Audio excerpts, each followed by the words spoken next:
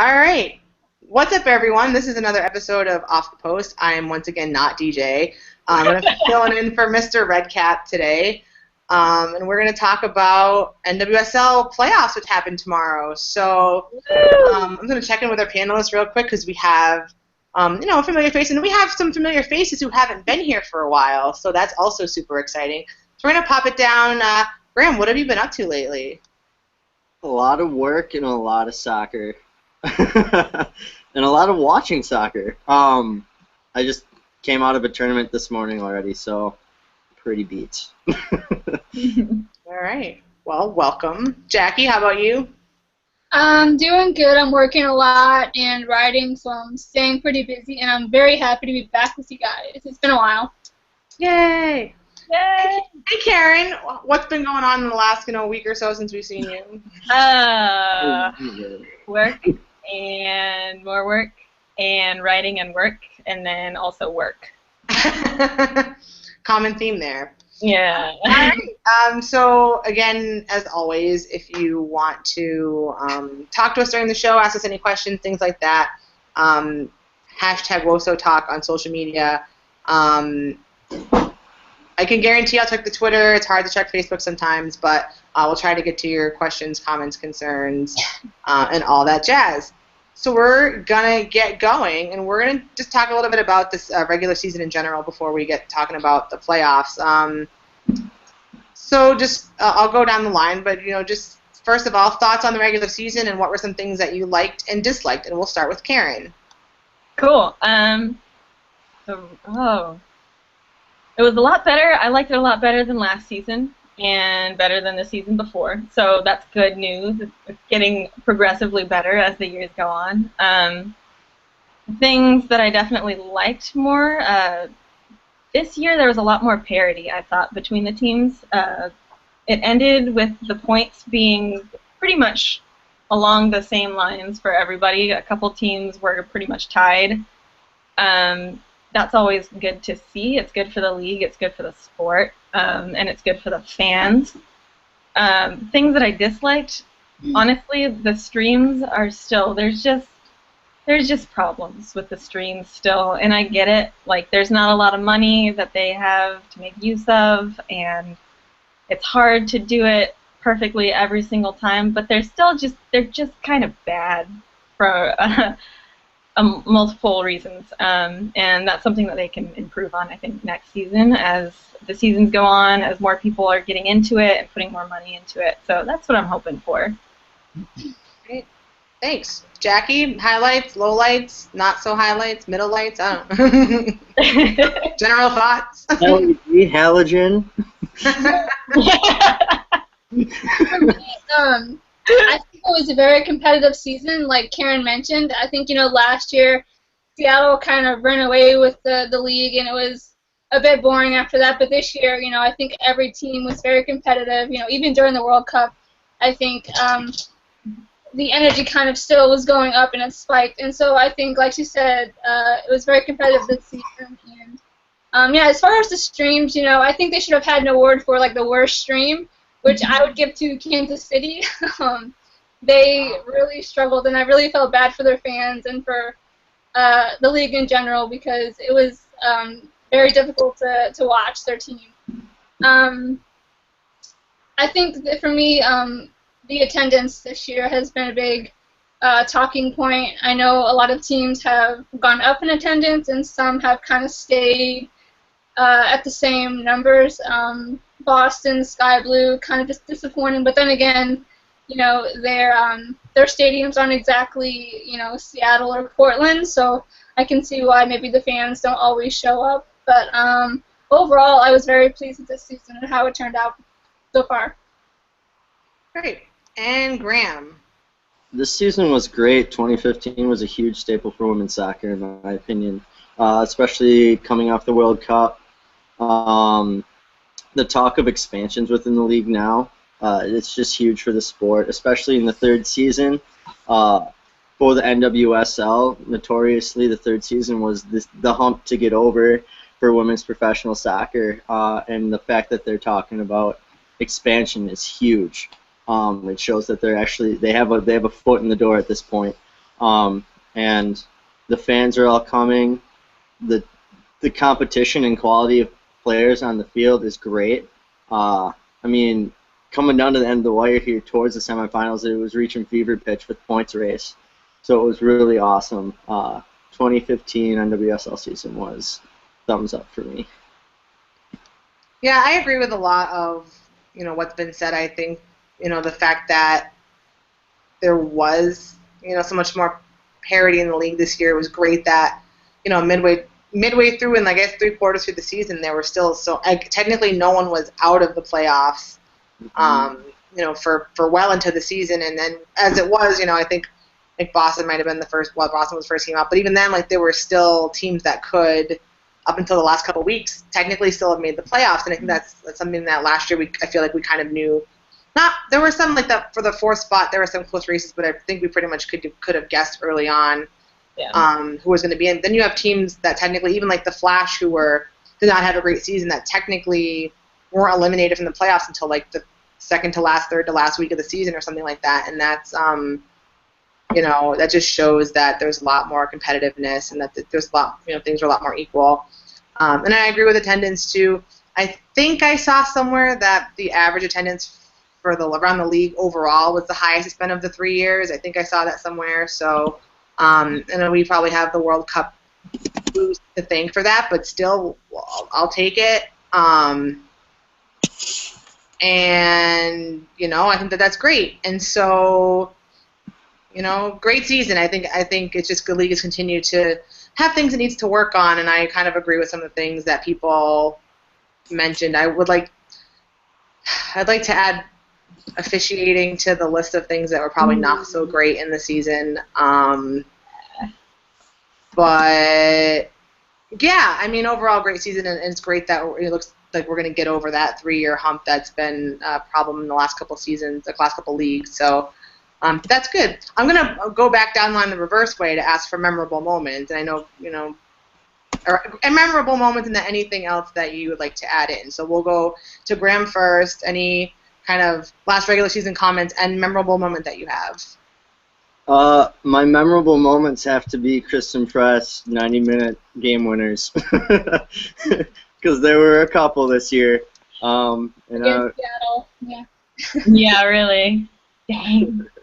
So I'll leave it at that. Oh, okay. I'm gonna tread lightly this episode. Okay. Jackie, memorable moments? Actually, for me, it was the Seattle season opener and home opener versus the Flash. Sorry, the 5-0 win. Thanks, Jackie. It kind of, I think, set the tone for the season. Getting knocked out of the championship was rough, and I think that huge kind of win was, I think, big for us and how we played this whole season. And then also, I think during the World Cup, I really enjoyed watching players step up for teams. Both like in Chicago and Washington as well.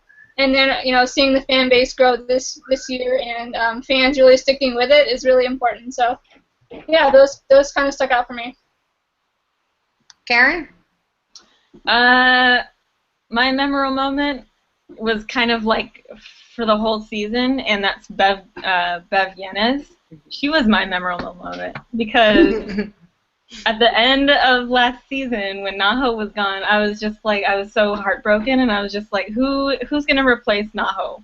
Who can replace that amazing player? And I knew that Bev was good, but she stepped up big time this whole season until she got her injury. She was huge. She was huge on defense, even as a forward. She was huge in goal scoring, huge in assists. But she only had 1 assist, but you get it. Assisted assists. Mm-hmm. But she was huge for Seattle until she got her injury. So hopefully she comes back for the semis. But she was my memorable moment. And then besides that, Kim Little's hat trick against Dash was just phenomenal. She's crazy. Well, Graham's not going to like my memorable moment, but I'm just going to go for it. My memorable moment was when the newbie rookie team Flash was the first team to beat Chicago, ended their winning streak in the season. So Just because we all know the Flash struggled, and I just sit here every week and take all the crap you guys give me about them. But so that's just it. That's just that's one of them. Just because I don't know. That was like a great little moment because everyone was like, the Flash is never going to beat Chicago. They're terrible, and then they did, and it was wonderful. And then I guess in addition, I have some more Flash ones. I liked, late in the season because of the World Cup, but the signings of Michelle Heyman and Lady Andrade, they were really fun to watch in Rochester, so I thought those were memorable moments also. But, yeah, I mean, overall, it's hard to – I have so many more that I could pick, but I can't think of them right now, and I don't want to be here forever. But there were definitely good ones, good moments. All of your moments were great. And then any other words before we move on to playoff stuff? Graham? I got two things. Just came to me. Alyssa Mott's goal against Portland from that wicked angle. That was one of my top memorable moments too. Yeah. Okay. And stepping back to the last question, I have a huge qualm with the announcers. This is the only downside I've found this season. Next to the stream is the announcers not reading their match day booklets and knowing how to pronounce players' names or who they are in the field. So that needs to change. That's fair. That's fair. Not hard. And, it's not hard. I mean, no. Great thing called the internet, and there's this great tool on that called Google, and it has pronunciation things. All right. So thanks for all that. That's lovely. So now we're going to get to the real deal. The playoffs are tomorrow, 8 hours apart, but that's okay. We're going to start talking about the Red Stars versus FC Kansas City. So we'll start talking about the Red Stars first, and the first question, I guess, is we'll go with Graham first. How do you think Chicago Red Stars are looking going into the playoff match, and what are some of the strengths and weaknesses that you see from the team going into this match? I think they're gaining traction going into the match. They're kind of waking up a little bit, coming off of the return of the national team players that kind of shook up the whole system. It's kind of like they're being brought back. Yeah. Everyone's kind of fitting back into the Chicago system that was in place while all the national team players were away. And them coming back after playing for their respective teams and running that system for the World Cup was hard for those players to come in, so it kind of disrupted the team. I think they're finally finding their stride. I'm really excited to see how tomorrow turns out. Actually, I really don't know one way or the other how it's going to go. All right. Karen, what are some, what do you think about Chicago heading into the semifinal against Kansas City? Chicago. Like I've been saying in the last couple of episodes that I have been on, I just expected them to almost be like Seattle was last year. It's just because during World Cup, I mean, they were on fire. Huerta and Hoy and all of those people who weren't in the World Cup, they were just destroying everybody else. And so I expected that to get even worse when Press came back and Johnston was back and Kolupny and all those people and Boxy. But it kind of seemed like when they came back, it kind of jarred things. And I think, like Graham said, they're kind of finding their traction now, which is good to see for them. But I still don't know if they've been saving up their best for these semifinals or what. That's what I'm kind of hoping, because I just want to see them play a really good game against Kansas City. They're gonna have to if they want to beat them, unfortunately, for Chicago. And Jackie, what are some strengths and weaknesses you see from Chicago heading into the match? Well, it's no secret they've been kind of struggling, especially in the month of August. But I think one of their things they can rely on is their defense. With JJ back there, you always can have a strong defense. But then again, on the other side, a weakness is also, for me, their goalkeeping. I think they've made a few mistakes in a few games this year that stood out. The Portland game especially. So it's kind of, I don't know which one is going to be better, honestly, defense or the goalkeeper. So hopefully they can figure that out before Casey coasts into a win. Yeah, I agree with all that. I also think that I think as far as their forwards go, I think sometimes they're a bit inconsistent.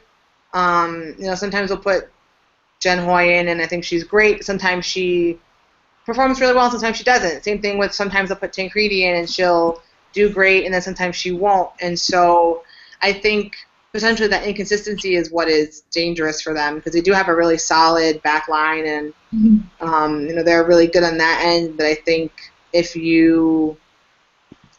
if something does happen, say if Kansas City does score, things like that, and the defense they're not getting, the offense are not getting kind of the productiveness, and they're not clicking, I think, as much as they could. So they could potentially find themselves in trouble if they end up getting behind and stuff like that, actually coming back. But like Graham said earlier, then we have Kristen Press, who's known for those late game goals. So I think that's definitely a strength for them, that even if for some reason they do find themselves kind of struggling in the game, you don't want to rely on that, but you have it. She has the capability to put it away late in the game and send them through to the final. So, we'll have to keep an eye on that.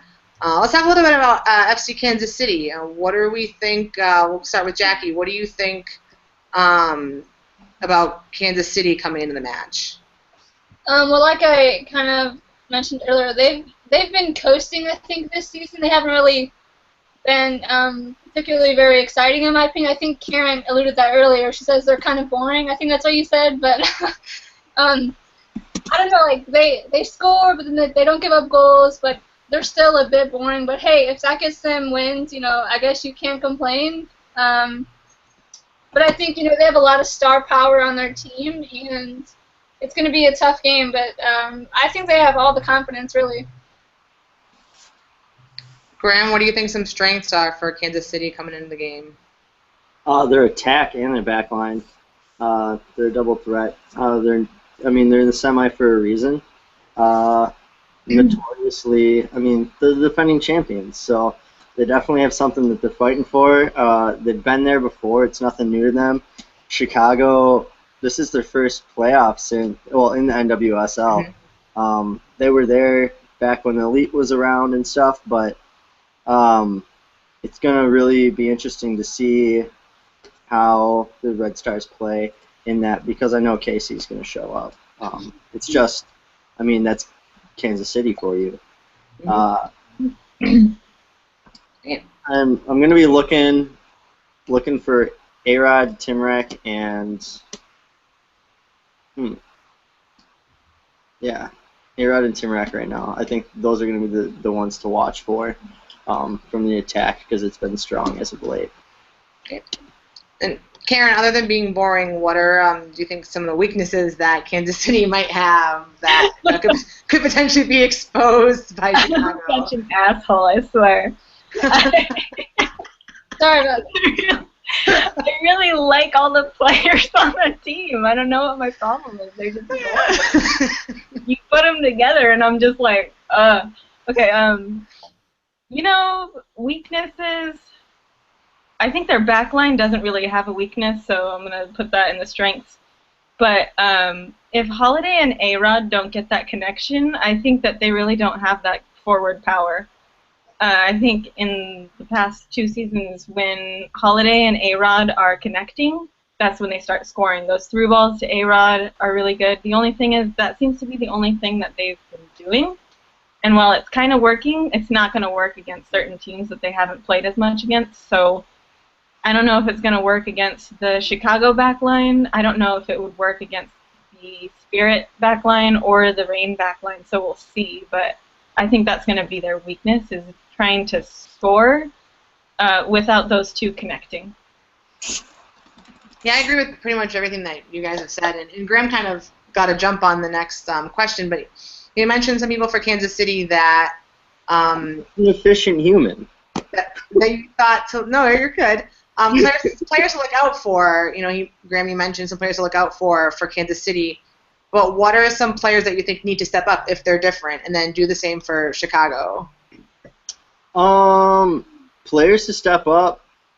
I don't know if I would so much say step up would be a good term, but I would really like to see even take it to the next level, because they've been doing well. Would be Sarah Hagen in midfield for KC. She's so dangerous.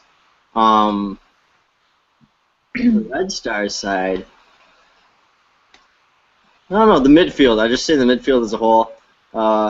Just kind of maintaining possession and containing that there would be great for me just to see.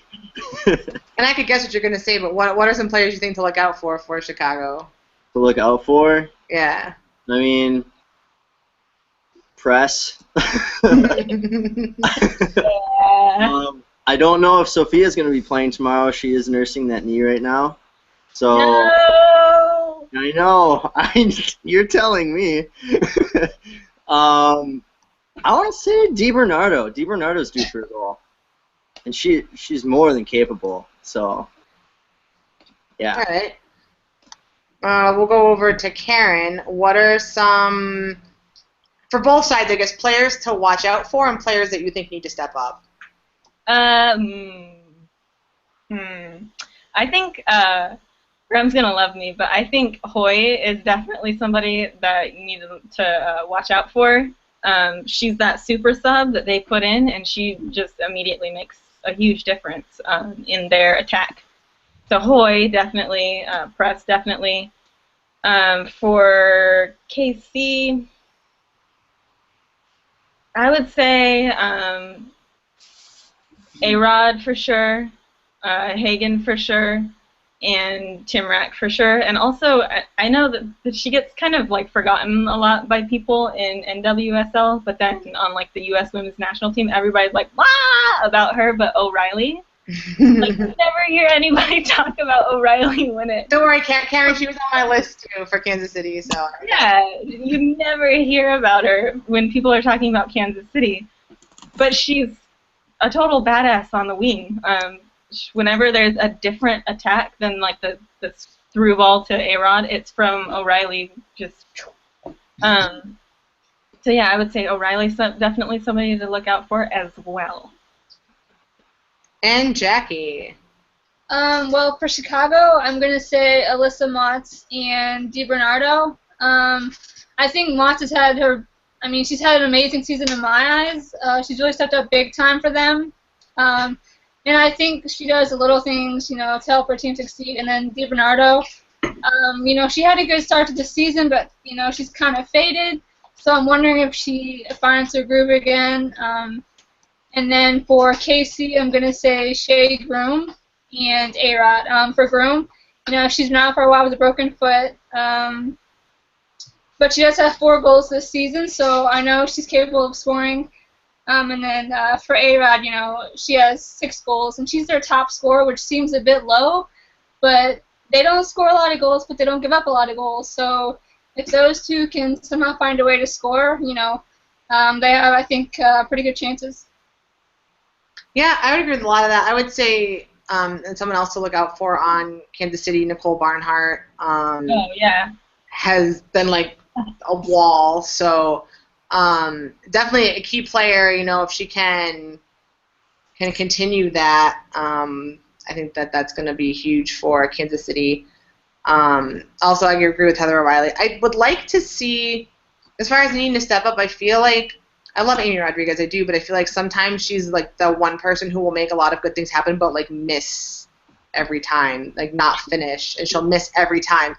And it makes me crazy because I'm oh, that was such a sweet move, or oh, you set that up so well, and then you missed. Yeah. And then didn't convert that chance, and it drives me absolutely crazy. So we know the defense is great. If Barnhart can be, Barnhart as she normally is, and A-Rod can, get it together and convert a lot of those good chances that she gets, I think that they could be particularly dangerous. And then as far as Chicago, people to watch out for, a lot of you guys have all said it. Like needing to step, I think, I agree with DiBernardo probably needing to step up a little bit because she has kind of dropped off this season, but she is so crazy talented, and I'm really channeling DJ now because he loves her. But I think, she's someone to watch out for who also needs to step up. Watching out for Kristen Press, I think everyone knows that because she can just, she has a way of just getting to the goal and making it happen. I don't know if she'll play or not. This is going to be a weird one people are going to give me crap for, but that's fine. Just use my, if you're going to give me crap, don't use that Twitter that's on there. Use my personal one. But honestly, I've invited a lot of hate in my life this season for Off the Post, and I've gotten zero of it. So I'm actually, thank you viewers for being kind and not hating my life. Thank you for not turning Courtney into a rage monster. But I want to say, if she plays, I would watch out for Tancredi also because she's just super.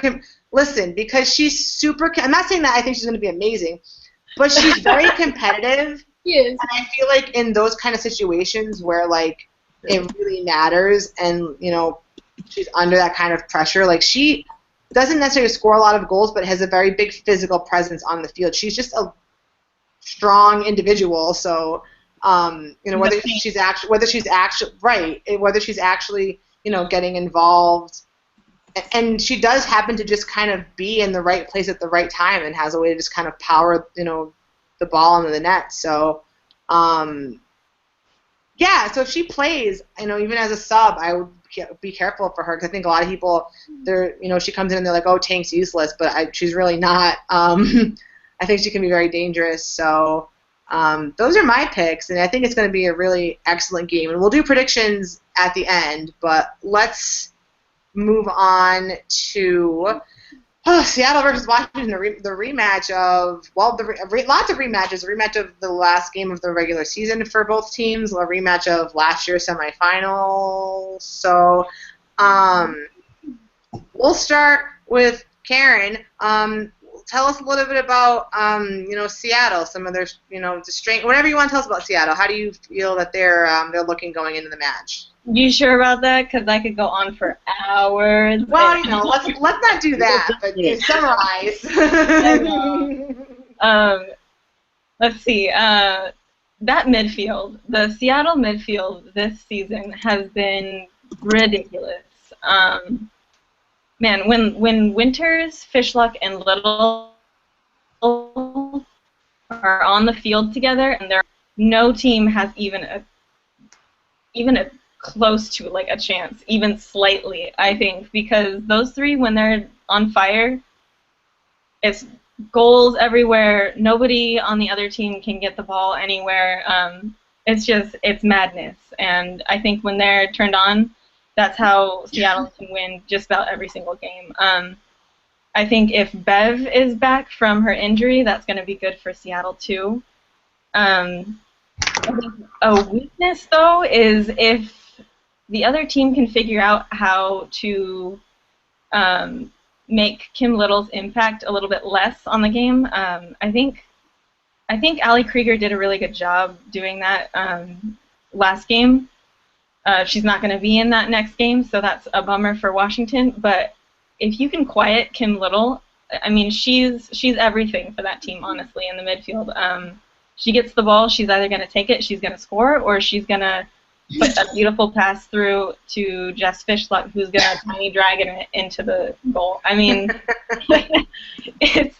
she's super, super imperative for the team. So if they can somehow put her in a little box and not in a little box, that's cute.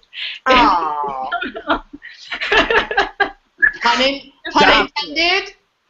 Knock that off. I guess too many puns this week. It's fine. I'm okay. Where's my hat? If they can contain Little, then they can probably at least get a tie and then go into extra time. I don't know, but I think that midfield has been imperative. The forwards, not so much. The back line, definitely. They've been huge. I really think that if they can figure out that midfield, they're gonna run away with the game easy. And that's how it's been through the entire season. So watch out, Spirit. Honestly. Jackie, what are your thoughts on the Reign coming against the Spirit?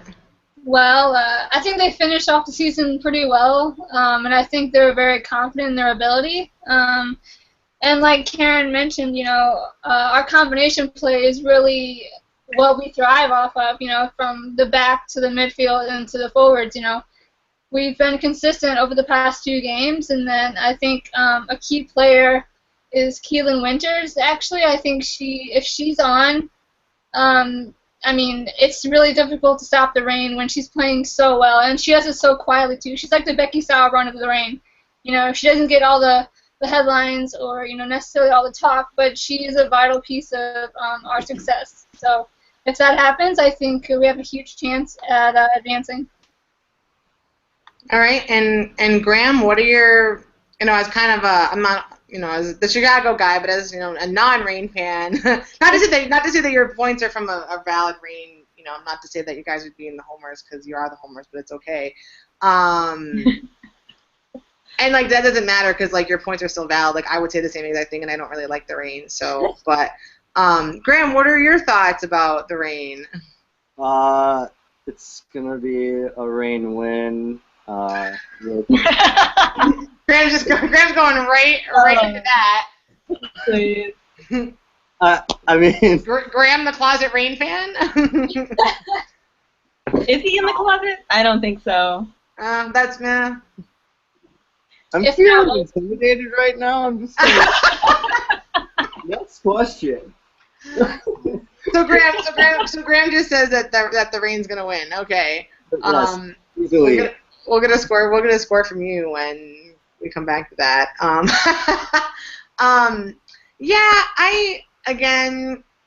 not necessarily a huge Reign fan, but I can't disagree. Like this Fishlock, Rapinoe, Little are just outstanding. They're very hard to contain, and like Karen said, Allie Creed did a great job of that.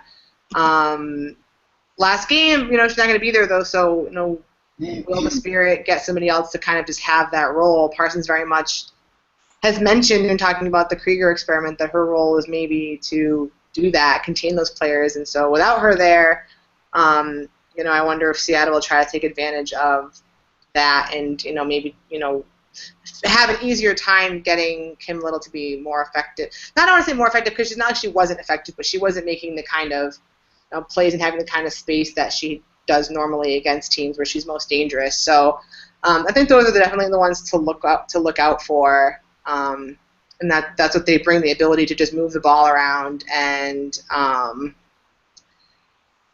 so that's they definitely bring a lot. And like weaknesses, it's hard for me to find a weakness just because I know they have them, but I just feel like if they're having sometimes I feel like they're the kind of team that if they're having a bad day, it's very obvious they're having a bad day, and it kind of brings them down. If one person's having a bad day, it kind of affects the team. Yeah. And that's most teams, but I think it's been most noticeable with Seattle throughout the season. If they're either on it or they're not, and luckily they're mostly on it. But if they're not, that could be some openings for the Spirit to come through and take some chances. So I guess we'll see what happens there.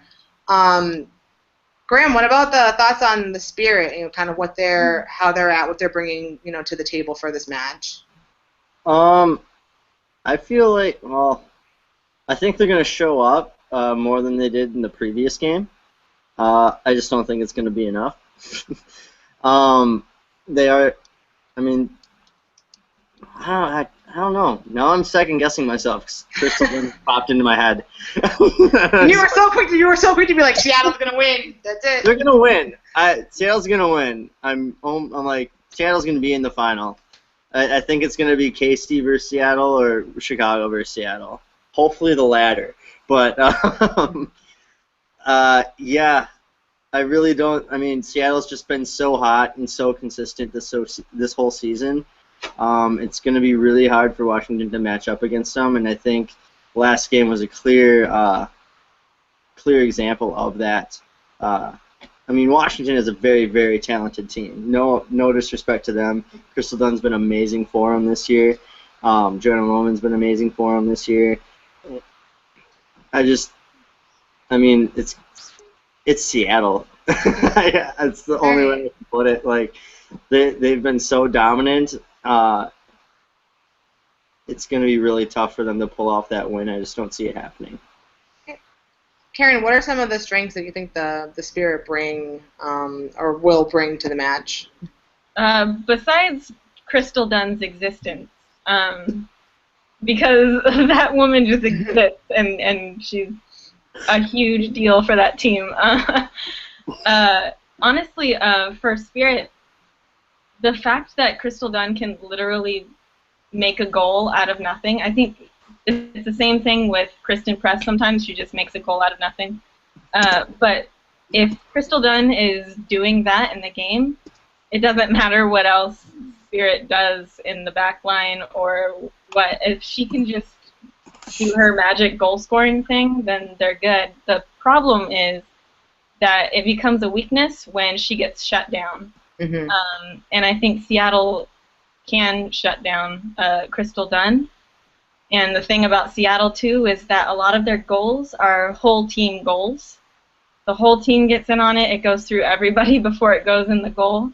And I don't see as many goals like that from Spirit, which is why I think Spirit is going to have huge problems with their attack if Crystal Dunn gets turned off. I think that they really do have a good back line, but is it good enough for the likes of Little and Fishluck? I'm not sure. I really am not sure.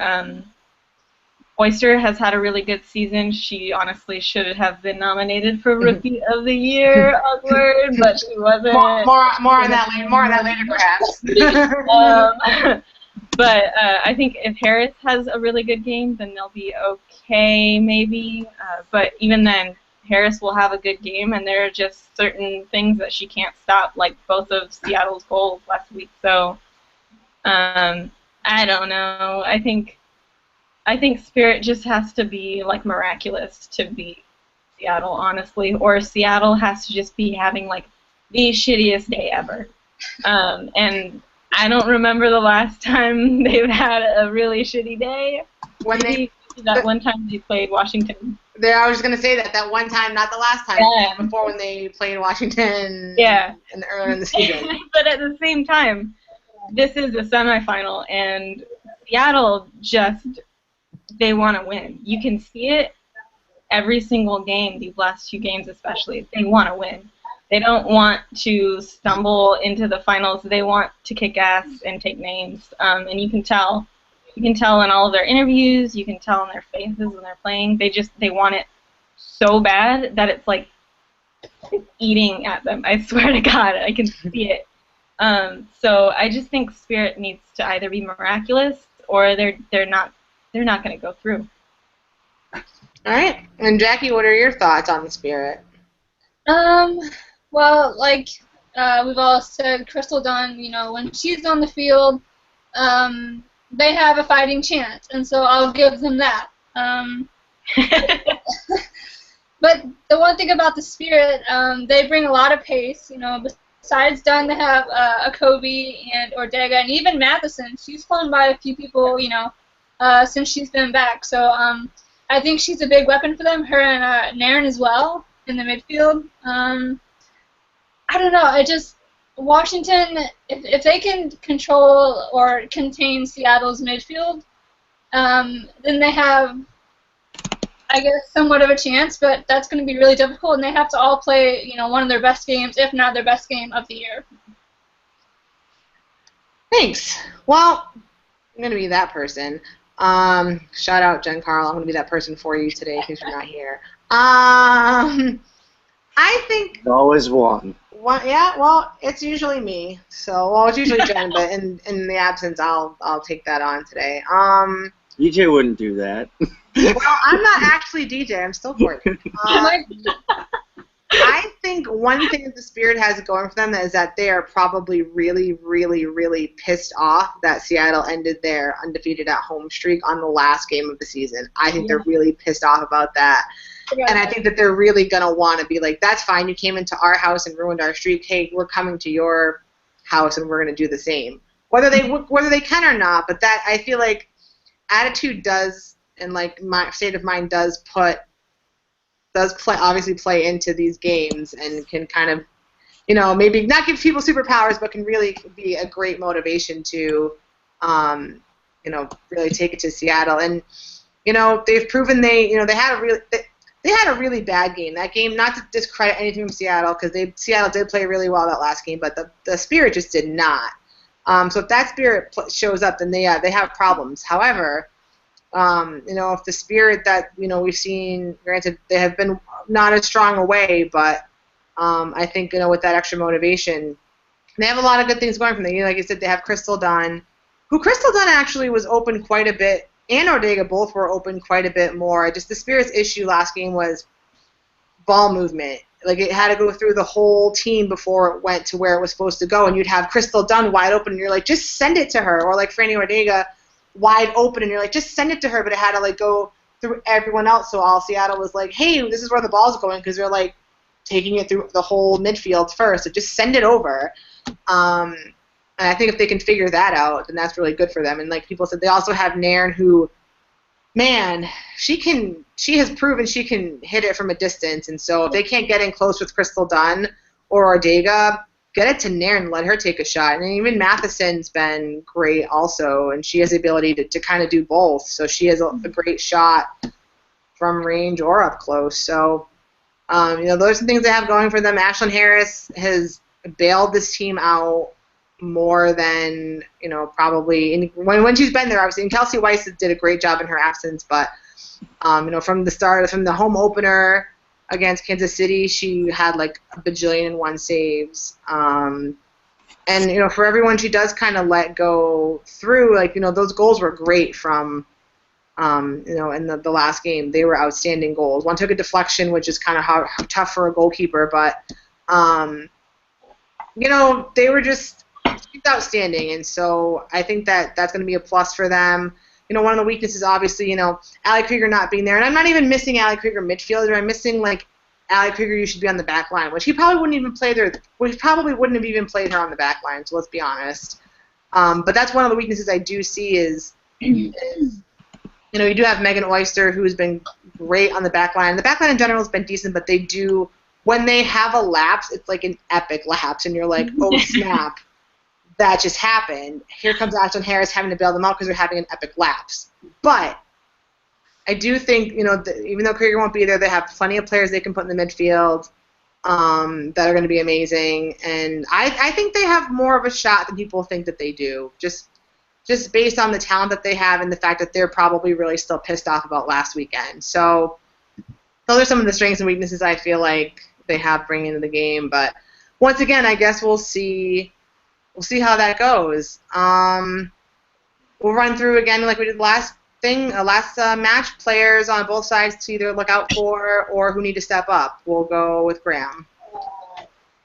Seattle side, I'm not going to say step up. Just keep doing what you're doing, and you guys will be fine.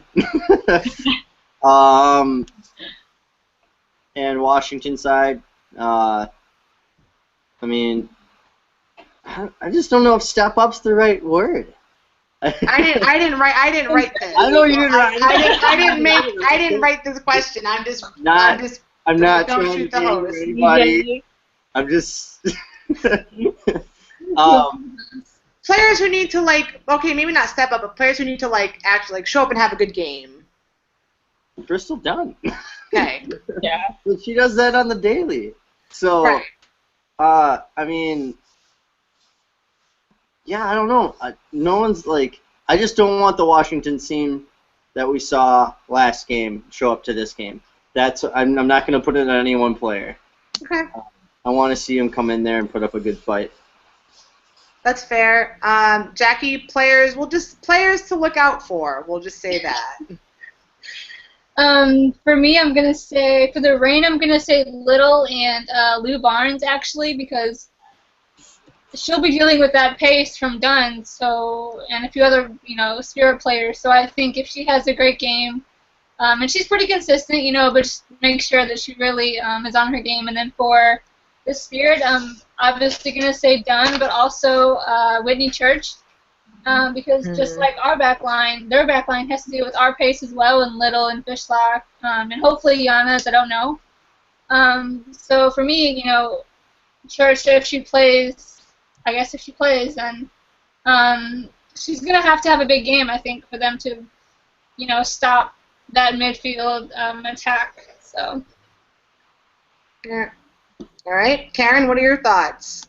Definitely Kim Little. I think Fishlock and Winters as well. Like I said, that whole that whole midfield needs to be on it, and they're going to run away with the game.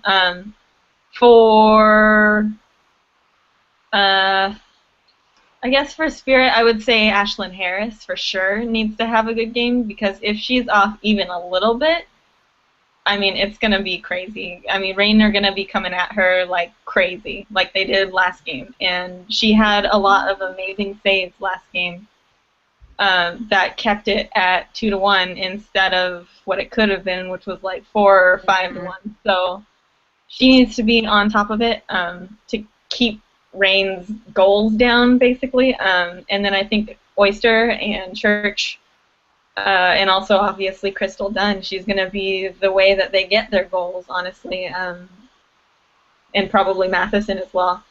And for Reign, I'm also going to add, besides Lou Barnes for sure on the back line, I think Fletch is going to need to have one of her special games too, even if that means scoring a goal and doing a flip, because I really want that so bad. I want another one. But yeah, that's my 2 cents on that. Well, here I am going to say potentially controversial things again. Obviously, for the Reign, everyone that's been mentioned, yes to all that. I'm going to add in somebody else that's going to probably get me in trouble. Wasn't challenged too much last game, but if she was, I'm going to say that the Reign are going to need Hope Solo to be on it, because Hope Solo is absolutely one of, if not the best goalkeeper in the world. However, since she's been back, I know she was kind of injured and took a while coming back, but there have been some goals that people probably wouldn't expect to get in that got in, and that's she's going to show up because it's the playoffs especially, but. Like I said, she wasn't really challenged by the Spirit last game at all. They didn't really have a lot of shots on target, but if they do, Crystal Dunn has made most, and this is no disrespect to the goalkeepers in the league because they're all amazing, but has made people look kind of silly this year, and so I'm just adding Hope to the list, because if the Spirit can get stuff on target, she's going to have a long day, and going to need to be on top of it. Not that she ever isn't, but like I said, the Spirit have in the past found a way to be able to score on her, and she's just I'm just adding maybe some fuel to the fire. I don't know, but that's fine. That's what I'm here for. And then for the Spirit, yes, Crystal Dunn. I'm gonna say Christine Nairn too, because was someone else who started the season off on fire and kind of dropped off and has been kind of, doing well again, but not necessarily scoring a lot of goals and things like that. But she has the capability to, not only that, but just with like set pieces and like crosses and things like that too, is something that she can really be on point for. So needing her to be there and have a good game. And then I agree with Whitney Church, again, not to call anyone out, but a lot of, she has big shoes to fill in, technically, like Allie Krieger's, what you think would be Allie Krieger's spot. She started there for Allie Krieger, and I don't want to say like a lot of the defensive issues that come up the right side will come left side if you're attacking, on that right side if you're defending, but it potentially has, and that's not even just the defense, that's the midfield also, but a lot of stuff has come down that side, so just needing the whole that whole right side to show up and be whoever ends up playing there in the midfield, just needing them to show up and like be on it. Yeah, so there's that. Karen? Yeah, one more thing. I think that Spirit has had like totally silent forwards this whole season, pretty much. Between Ortega, Rasso, Del Rio, and Benini. I think that's there aren't that many. I don't know. But they've been really quiet. They haven't had much to do with the attack, and I mean that's because Crystal Dunn's been wrecking it. But if they start, I don't know. I almost said something really mean. I was going to be like, if they start putting in the effort, but that's not right. That's not even a problem. But I think that they've been so silent. If they start not being silent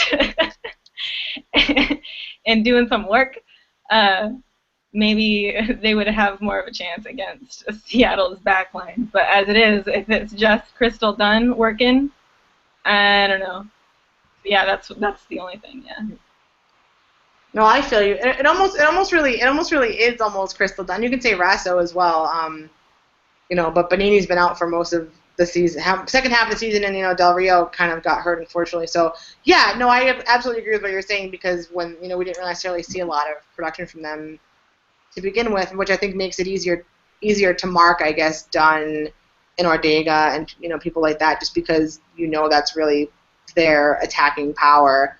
So yeah, no, I definitely understand what you're saying there. You definitely need more people in general to show up outside of just Crystal Dunn and Ortega and stuff like that too. So hopefully for the Spirit, or hopefully for people who want the Spirit to win, they'll be able to get some production not just from their forwards, but also other people on the pitch as well. So hopefully that's a thing. But thanks for making that point, Karen, because it's true. It kind of has just been Crystal Dunn, and Ortega occasionally has been able to get in there too. So, right on. So we're gonna predict winners and scores. Chicago and FCKC first. We're gonna start with Graham.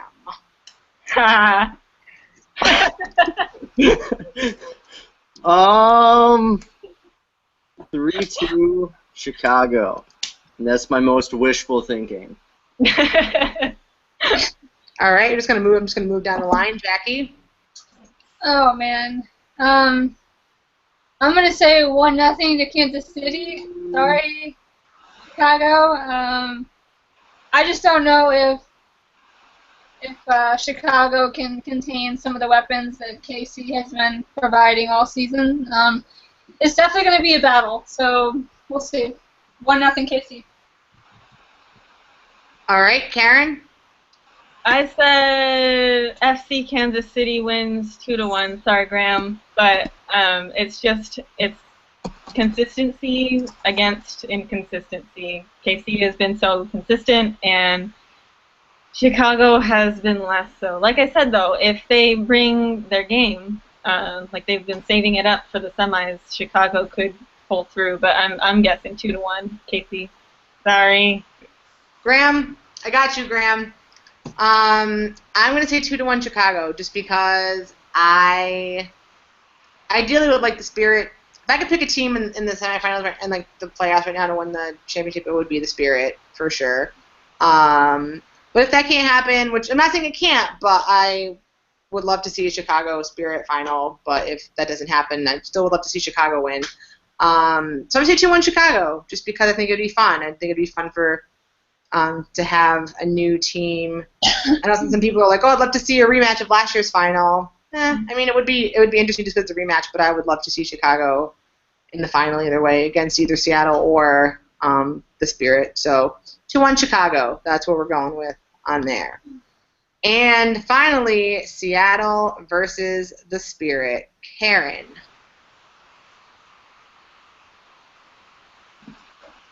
Karen? Were you talking to me? Sorry. Yeah, sorry. No, that's fine. I couldn't tell if I went through or not. Getting over here. Well, I put down in my notes. Seattle Reign is gonna win 3-1.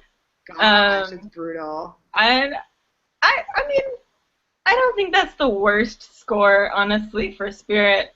True. Considering I'm a huge Reign fan, and Spirit is my number 2, so it's really hard to pick one. No, it's not Seattle Reign, obviously, but I don't know what I even said right then. It's fine. So yes, what is happening? Seattle wins 3-1. 3-1 Seattle. All right. Moving on, Jackie.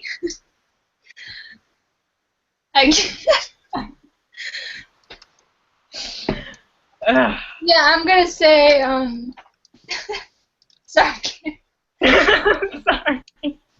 I'm gonna say 1-0 to Seattle. I don't think a lot of goals are gonna be scored in these playoffs because the defense has been so good, and I think all the goalkeepers in the playoffs are phenomenal, and so I'm gonna say Keelan Winters with the game-winning goal. All right.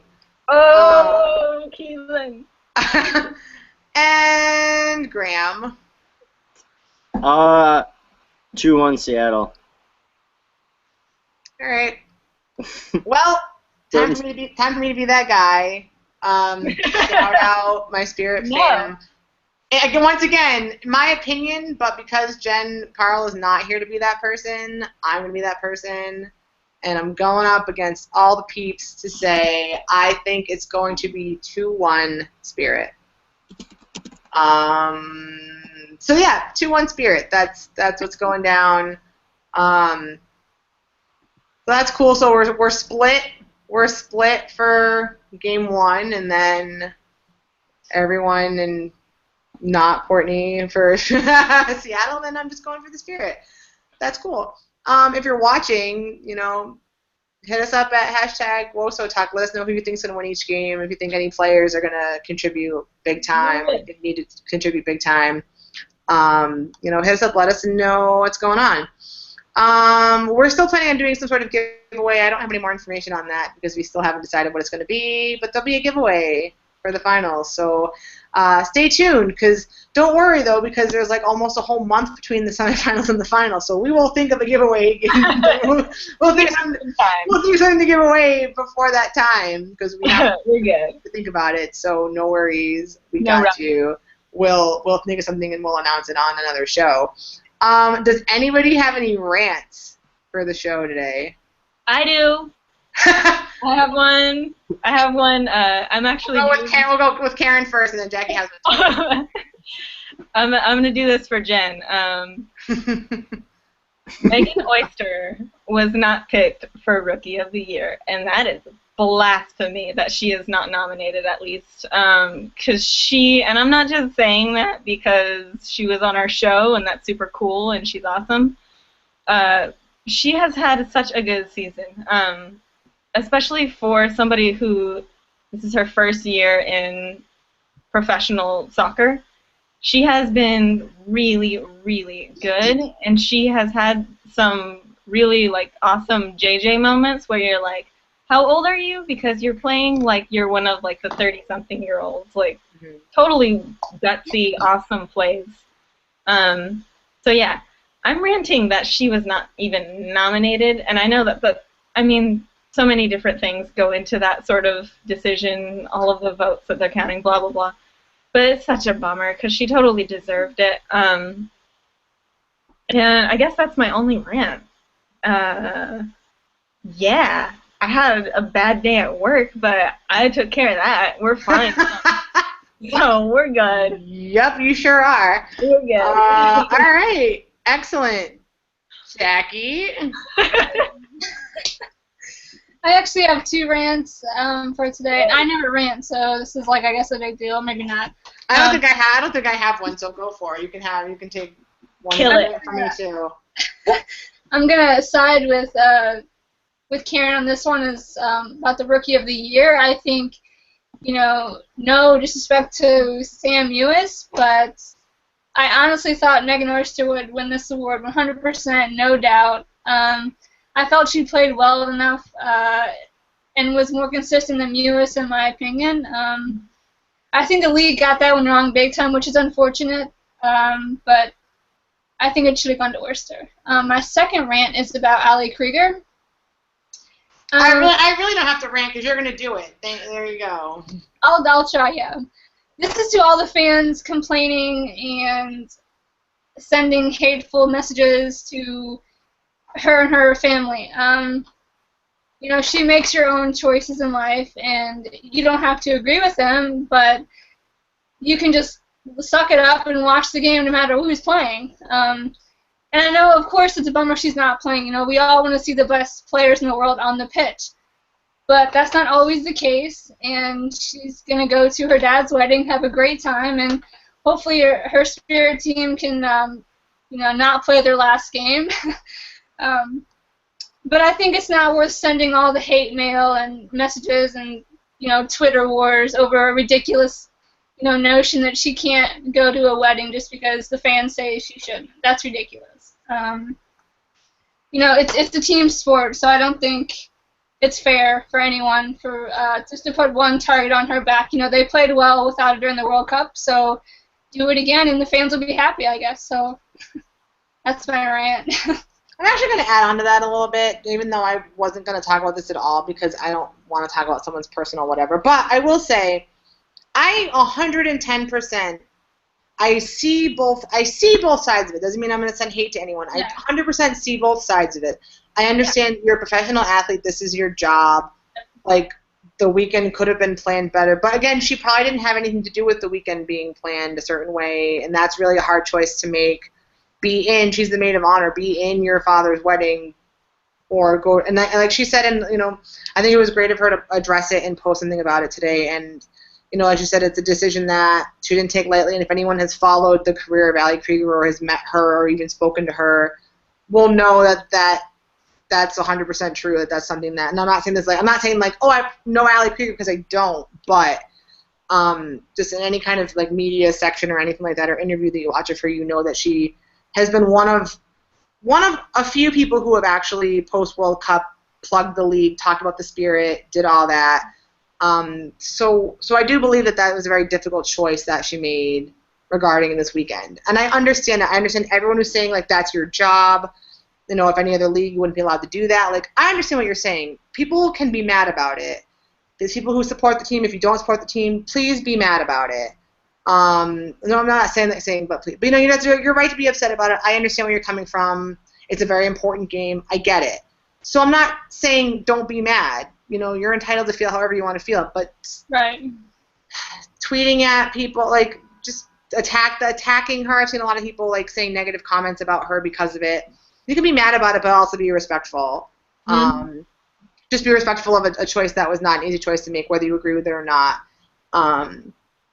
Everyone's entitled to their own opinions. You can be mad about it and not agree with it and think that she should be there, and that's completely fine. But you know, being disrespectful about it is not necessary and not really appropriate. So I wasn't going to talk about it, but I need to add that in. Like, I'm not trying to say have to agree with how everyone feels about it. Like, you know, people can say whatever they want to say, like, think whatever they want to think, but just don't be hateful about it, because she's still a person, and a person who is, you know, again, one of the few people who actually mentioned the league post-World Cup, like, in interviews and things like that. So just, I guess, be respectful about it. And if you want to voice your opinion, that's fine. Again, do that. But, again, be respectful while voicing said opinion, whichever you think the opinion is at the end. I gotta say, too, I think that there are just some fans out there in whether it's sports or television or movies, there are just some fans who are so entitled and angry about things where it's just like, breathe. It's going to be okay. You're going to be fine. Maybe your team is not going to win, but somebody's team is going to win. Who cares? Honestly, at the end of the day, it's her dad's wedding, and how long is her career going to be? An extra 5 or 6, 7 years, and to look back on it and think, oh, I missed my dad's wedding for a game that we may or may not have won, that would be such a bummer, I think, for her. So I get where she's coming from. And I think fans need to be a little less angry just in general about everything, not just this. Sure. I mean, I guess the one upside would be that it shows that fans do care. So that's the upside. Yeah. It's true. This is Positive. They care. right on. A lot. Yeah, a whole lot. Graham, do you have anything you want to add to this episode of Off the Post? Go, Before we wrap Graham. it up? I don't have any rants. I'll just touch on what you guys said with people. Family comes before football. That's plain and simple, and I'm just going to keep it short and sweet as that. Like, All right. That's fair. Anyone have anything else they want to say before we sign off and go enjoy our evening and lots of playoff soccer tomorrow? Let it Anything else? rain. Well, I don't know about that. But I did ask, so Yeah, you did ask. You did. beggars can't be choosers. This is true. So there's that. Don't forget that the first game, Chicago versus FCKC, is on 1:30 p.m. Eastern time. So do the math of wherever you live to figure out what time that actually is. 30. And then the Rain and Spirits on 9:30 Eastern again. Wherever you live, figure that out. I'm lucky that they list things in Eastern time because I'm bad with all that stuff. So, and then come back and join us on Monday because after you watch all those wonderful games on Sunday, we're going to be talking about them on Monday. So join us again Monday 6:30. We'll do a recap. We'll talk a little bit about the upcoming friendlies with the U.S. national team in Haiti. We'll kind of talk about that was kind of a late replacement. So we'll talk about all that on Monday too. So enjoy the games tomorrow and join us on Monday. Wave, everyone. As DJ would say, everyone wave. Bye, everyone. Bye. This is another episode of Off the Post.